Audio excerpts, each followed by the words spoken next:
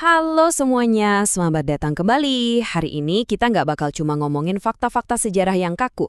Kita bakal masuk ke area yang jauh lebih dalam dan jujur aja gak hikmat.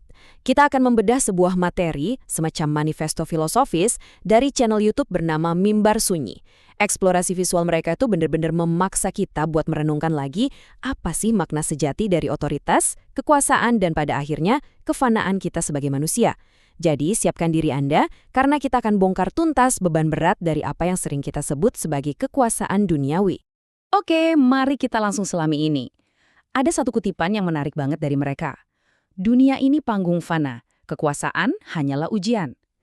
Nah, ini bukan sekedar kalimat puitis biasa ya.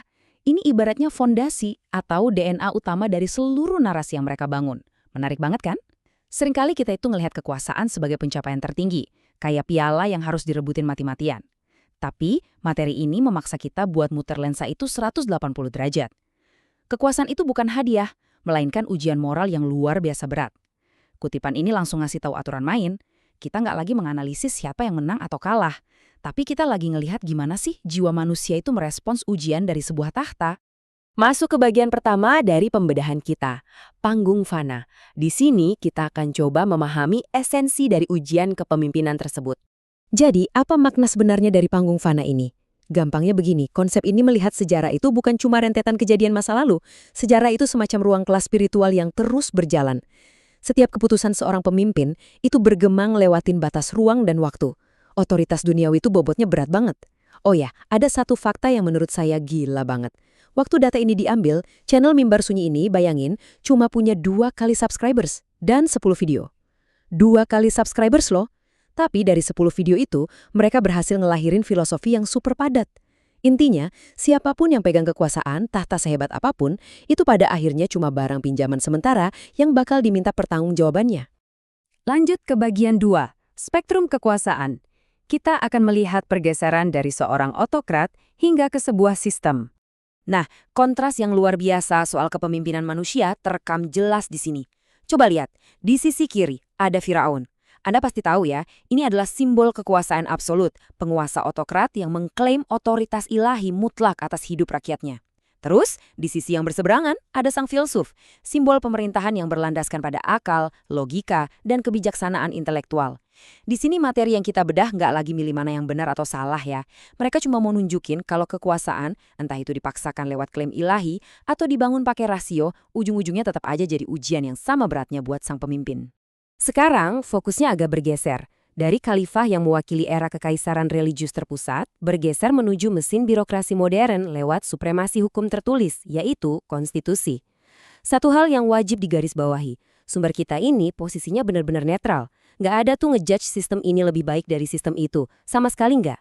Yang disorot tajam itu pergeseran bentuk kendalinya, dari otoritas yang berpusat pada dogma atau tokoh spiritual tunggal, berubah jadi sebuah sistem manajerial dan hukum perundang-undangan yang kaku.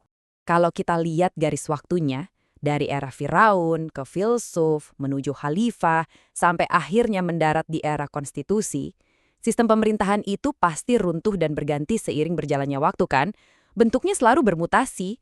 Tapi, pesan inti dari materi ini tetap statis. Nggak peduli sistem apa yang dipakai di suatu zaman, ujian fundamental buat seorang pemimpin itu nggak akan pernah berubah. Pertanyaannya selalu apakah sistem itu dipakai buat keadilan atau malah cuma jadi alat penindasan buat muasin ego semata. Kita masuk ke bagian 3, sebuah studi kasus. Nyali dari Utara, kisah perlawanan Kalinyamat.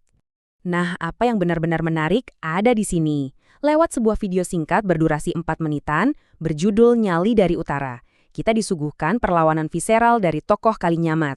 Ini tuh murni soal ujian militer dan nyali regional yang gak kenal takut buat menantang tatanan demi mempertahankan martabat. Ngomong-ngomong soal nyali dan perlawanan, ini ngingetin kita banget sama tokoh Nusantara lain, yaitu penguasa besar Mataram, Sultan Agung. Beliau juga bergulat luar biasa hebat kan, berusaha mati-matian nyiimbangin ambisi penaklukan militer dengan kedalaman mistisisme Islam demi menyatukan tanah Jawa. Sama kayak Kalinyamat dengan nyali perlawanan absolutnya, Sultan Agung juga punya dilemanya sendiri antara kekuatan ayunan pedang dan beban dari sebuah takhta spiritual. Keduanya ini benar-benar mencerminkan beban batin dari sebuah kekuasaan, ujian fisik dan mental yang paling mentah. Beralih ke bagian 4, timbangan langit, jerat pajak, sebuah realitas lain dari tata kelola. 4 menit, 5 detik. Cuma butuh waktu sesingkat itu buat materi ini ngebongkar realitas pemerintahan lewat bagian di atas timbangan langit, pajak menjerat. Karena kekuasaan itu nggak melulu soal pedang dan aksi heroik di medan perang ya. Seringkali, bentuk kekuasaan yang paling mencekik itu malah ngumpet di balik tumpukan kertas administratif. Pajak, dalam kacamata filosofi ini, itu bukan cuma sekedar alat buat muter ekonomi negara. Enggak. Ini adalah sebuah jerat. Beban moral struktural yang luar biasa berat yang ditaruh oleh penguasa di atas pundak rakyat jelata. Coba kita bandingkan kedua hal ini. Di satu sisi, kita punya darah, nyali, dan penolakan keras untuk tunduk ala Kalinyamat. Di sisi lain, ada realitas tata kelola yang perlahan mencekik melalui pajak institusional. Materi ini cerdas banget sih ngebawanya. Mereka menggunakan kedua kasus ini murni sebagai konsep sejarah dan filosofi yang kontras. Keduanya ngewakilin tantangan terbesar buat siapa aja yang megang kendali. Gimana caranya nyeimbangin dominasi kekuatan militer sama tuntutan tata kelola birokrasi yang sistemik tanpa sedikit pun kehilangan kemanusiaan mereka di mata langit. Sampai kita di bagian penutup, pencarian utama, cahaya di tengah kegelapan. Jadi disinilah poin krusialnya. Kita udah jalan jauh banget hari ini, ngelewatin rentang waktu dari kekaisaran absolut sampai ke mesin birokrasi yang rumit, yang semuanya pada akhirnya bakal tunduk sama kefanaan waktu. Nah, coba pikirkan ini. Kalau dunia ini cuma panggung fana dan kekuasaan itu sejatinya ujian, apakah semua peperangan, perumusan hukum, pajak yang mencekik, sampai dilema tahta spiritual seorang Sultan Agung tadi, ujung-ujungnya bermuara di satu hal yang sama?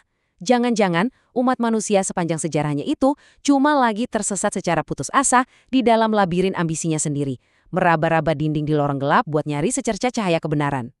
Mencari cahaya dalam gelapnya ambisi. Frasanya simple, minimalis banget, tapi wow, nanggung beban sejarah manusia yang luar biasa berat. Inilah benang merah dari seluruh eksplorasi kita hari ini. Pada akhirnya, ketika panggung dunia ini ditutup dan semua lampu sorot kekuasaan itu dimatikan tanpa sisa, mungkin cuma seberapa terang cahaya yang berhasil kita temukan dan bagikanlah yang benar-benar masuk hitungan.